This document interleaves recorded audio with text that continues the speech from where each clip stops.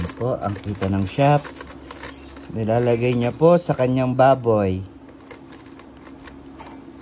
Habang siya ay naghahanap ng maliit na coins. Malaki yan. Hanap ka dyan. Yan. Coins. Tita. What? Sige, hanap ka ng coins mo. Nagko-coins out po siya pero nilalagay niya sa kanyang baboy.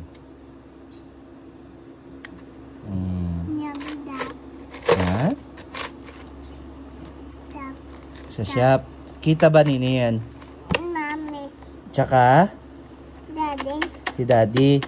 Pagka nag-work ka na, ano bibigay mo kay daddy at mami? Coins. Galing naman.